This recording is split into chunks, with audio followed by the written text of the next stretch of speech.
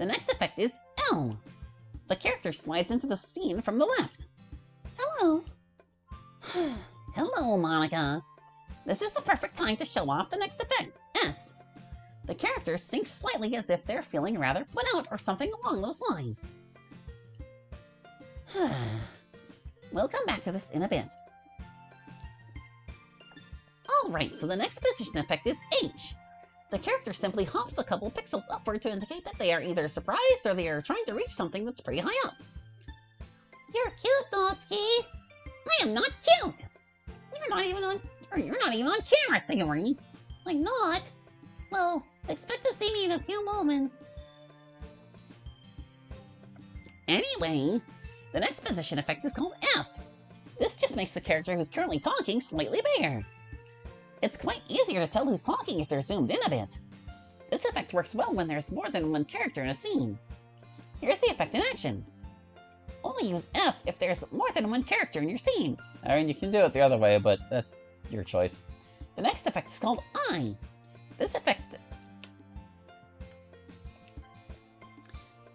simply makes the character suddenly pop into existence with absolutely no warning whatsoever.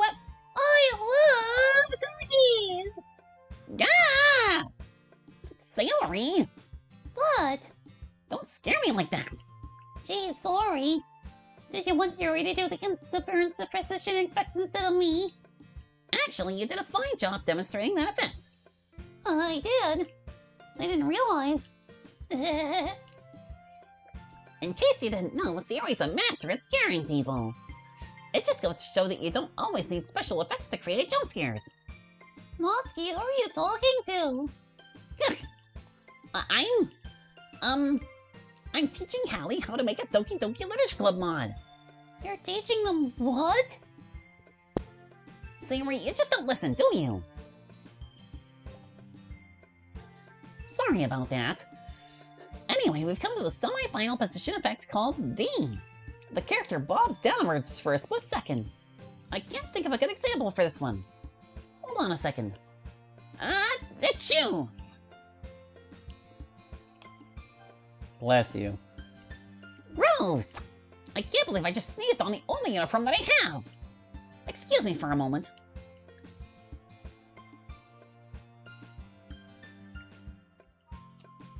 Has it been a moment yet? Okay, this is better. Just so you know, if you add B after the selected pose and before the expression letter, you'll get the casual outfit from me, Sayori and Yuri. The thing with B giving the Dokis their casual outfit does not apply to Monica. I have no idea why. It's because she doesn't have one in the original. To put it another way, the only character who does not have a casual outfit is Monica. And for everyone else, you can make them appear in their casual outfit by simply adding B to the pose you want them to make. Anyway, I'll go ahead and clean my uniform, and while it is being cleaned, let's continue the lecture.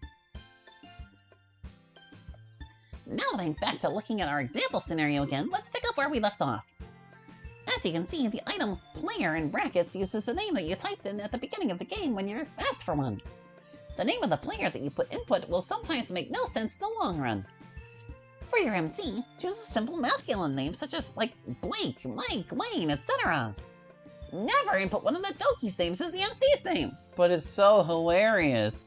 It's weird, and it will be hard to tell who's talking depending on which Doki is on the screen at the time. So don't even think about naming your MC Natsuki. It's my name, it belongs to me, and it's my property. Same applies with the other Dokis. Their name belongs to them, their property. Don't try that shit. Anyway, we have a menu in our scenario. As you can see, we have a colon next to menu. The next line then must have 8 spaces before the dialogue string begins. See the vertical lines on the left? These are for indentation purposes. For every 4 spaces, there is a vertical line. The first line that you see after the menu label is a dialogue string of its own, as you'd expect, but you can't interact with it. The following line, containing the string, followed by a colon at the end, is a choice label of its own. Another indentation must be made in order for choices like these to work properly. For example, I ask the player if he wants to play with me. The player can either say yes or no. Pay attention to the punctuation, as those quotes and colons are important. Same with the indentation. The level of indentation is how RenPy knows which lines to go with which option. In my case, I made just separate labels for each response. This scenario contains a good ending and a bad ending. Return lines are present too. The return statement pops the top statement off of the call stack and transfers control to it. If the call stack is empty, the return statement restarts RenPy, returning control to the main menu. Because there are separate labels, I made call statements. The call statement is used to transfer control to the given label and pushes the next statement onto the call stack. This allows the return statement to return control to the statement following the call. Let's see what I can gather from choices at this point. This scenario features two choices. They are preceded by a dialogue string. The preceding dialogue string can be narration or spoken by anyone. Or you can just not include the preceding string at all and just show the two options alone. Like normal dialogue, the choices should also be enclosed in quotation marks, though after the closing mark, just add a colon. After the colon, the next line should have one more indentation than the choice. That way, the lines below the choice that you click on will be read correctly. There is another way to provide choices, and it has to do with the $sign. But before I reveal that, I just want to let you know that the names MC, BG Residential Day, etc. are all variables. A variable encoding is an important concept. Variables have many forms and can do many things. Variables can be nicknames, numbers, or complicated structures. Anyway, you can make a variable and assign it to a string. For example, $sign hangout location equals home. In case you didn't notice, a $sign was placed in front of the variable that will be assigned to a string. The $sign in front of the line tells RenPy that it's a Python line. Look, I can't explain why we need to do that if you don't know Python yet. Just remember that you need to add a $sign when you want to assign a variable to a value that way. We'll go over more about variables in another lecture. For now, I think that wraps up this lecture. Just in time, too. My uniform is clean now. I'm going to go put it back on.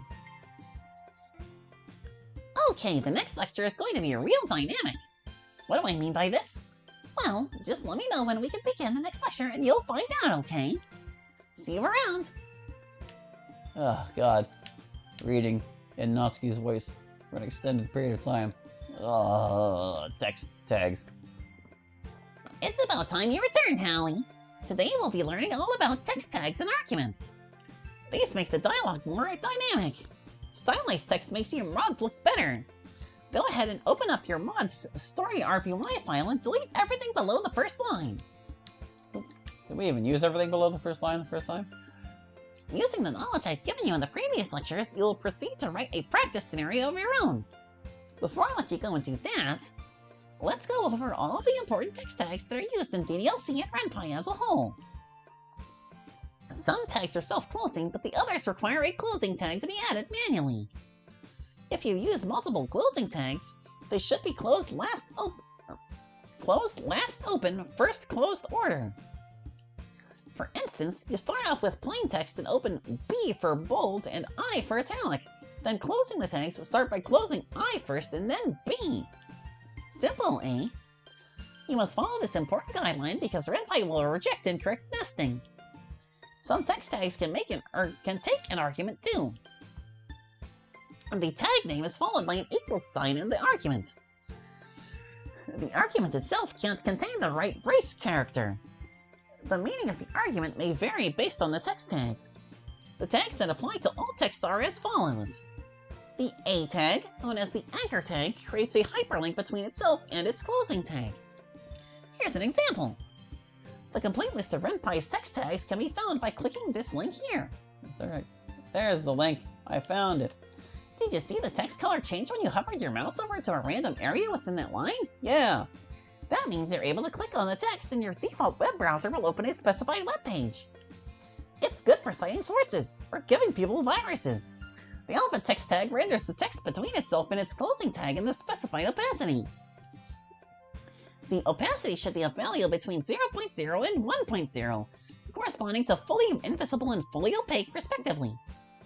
If the value has a plus or a minus as a prefix, then the opacity will be changed instead of being completely replaced. If the value has an asterisk as a prefix, the opacity will be multiplied by that amount. For example, I bet you can't read this sentence. Something must have gone wrong that I can. This text is 10% more transparent than the default. This text is half as opaque as the default. The alt tag prevents text from being rendered while still making the text available for the text-to-speech system. The art tag refers to the alternate Ruby top tag that marks text between itself and its closing tag as alternate Ruby top text. I actually don't know what that means. Refer to this web address for more information. Is it? Yeah, there it is. The B tag, known as the bold tag, renders the text between itself and its closing tag in a bold font. It's technically one way to tell that someone is talking very loudly, bragging about something completely random. Like this. I am the best baker on the planet! The color text tag renders the text between itself and its closing tag in the specified color. The color should be in RGB, RGBA, or RRGGBB, or RRGGBBAA format. Let's see. I am burning hot because my lawn has no grass. You need to chill. Stop. Just stop. The CPS tag, known as the characters per second tag, sets the speed of text display for text between the tag and its closing tag. And I would take a moment to beg mod makers to use this with their auto-ending text boxes. For God's sake, just change the CPS so that no matter what they've got it set to, the text scrolls at a reasonable speed and doesn't auto-end like in a blink. Seriously, God! If the argument begins with an asterisk, it's taken as a multiplier to the current text speed. Otherwise, the argument gives the speed to show the text at in characters per second. For example, this text goes at a normal speed. Not too bad, hey? This text is going at double speed, like if you set the text speed to the maximum or something.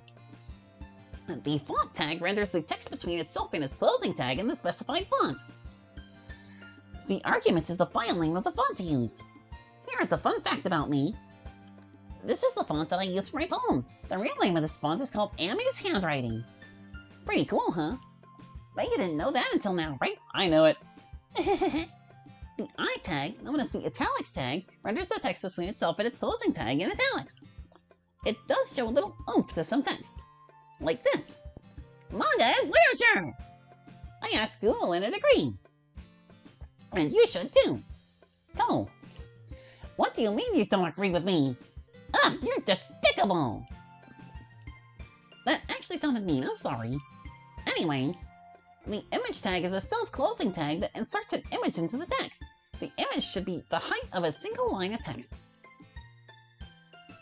The argument should be either the image file name or the name of an image defined with the image statement.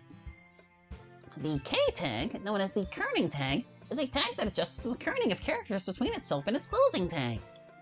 It takes as an argument to a floating point number, giving the number of pixels of kerning to add to each kerning part, or kerning pair. The number may be negative to decrease kerning. Here's an example. Negative kerning, normal kerning, positive kerning. I can barely tell the difference. The no alt tag functions nearly identically to the alt tag, but the difference is that the no alt tag prevents text from being spoken by the text-to-speech system.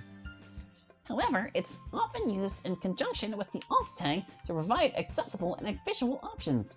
Isn't it faster? It is often. The outline color text tag changes all the outlines to the given color. This includes the drop shadows. Like the color tag, the outline color should be in RGB, RGBA, RRGGBB, or RRGGBBAA format. The plain tag is a simple one. It ensures the text does not have any effects applied. Like this. I am talking loudly. I am not talking loudly. I am talking loudly. The tags RB and RT are Ruby bottom and Ruby top tags, respectively. They mark text between themselves and its closing tag. The S tag, known as the strike-through tag, draws a line through the text itself and its closing tag. I'm not sure how strike-throughs can be utilized, but these are able to just mark a line through unwanted text of some sort. Like this. It's good to see you. The size tag changes the size of text between itself and its closing tag. The argument should be an integer, optionally preceded by a plus or a minus. If the argument is just an integer, the size is set to that many pixels high. Otherwise, the size is increased or decreased by that amount. If only I had an example for this. Honestly, Yuri behaves strangely in Act 2. What did you say there, Natsuki? You didn't use your CPS tag. She's acting, kinda. Give me your soul. Ah! Please don't hurt me! Geez, that scared the shit out of me.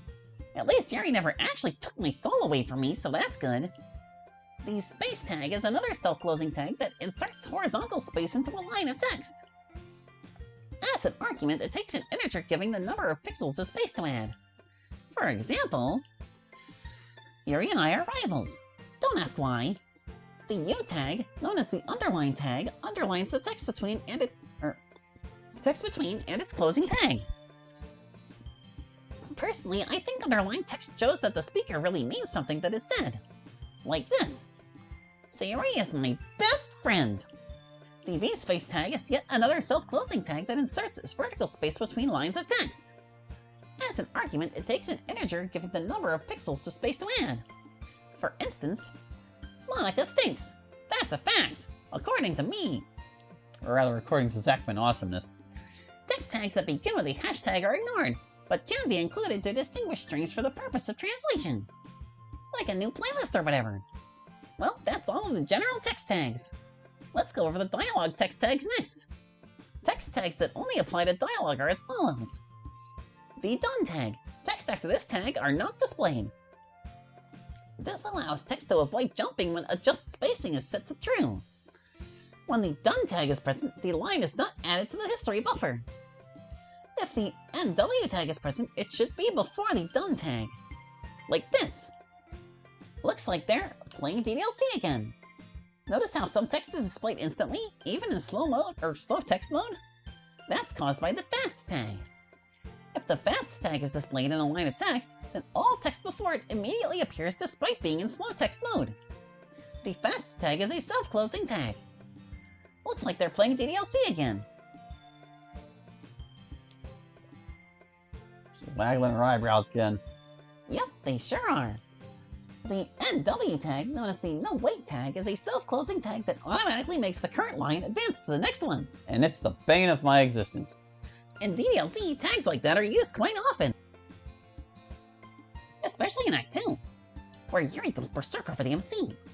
The P tag, known as the paragraph pause tag, is a self-closing tag that terminates the current paragraph and waits for the user to click to continue. I hate those.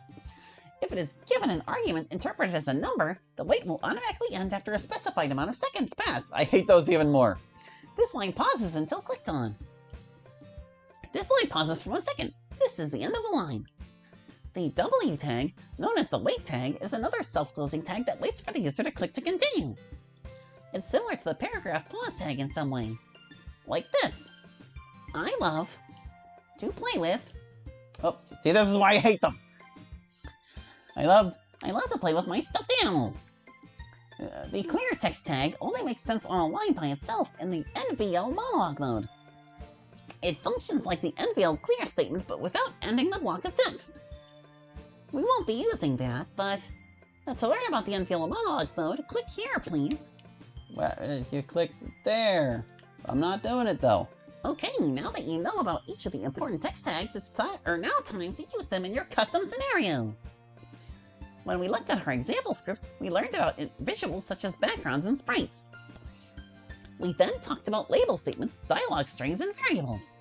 We also talked about text tags and found that they can take arguments. If you paid extremely close attention to the format that was used when I showed you that example script, then good job! Go ahead and start typing out your own scenario. Don't worry about adding audio, as I'll explain all about it in the next lecture. When you finish coding out your scenario, feel free to test it by launching the mod. Oh wait, you can't have two DDLC windows open at the same time. Oh well. Just let me know when you're done coding, okay?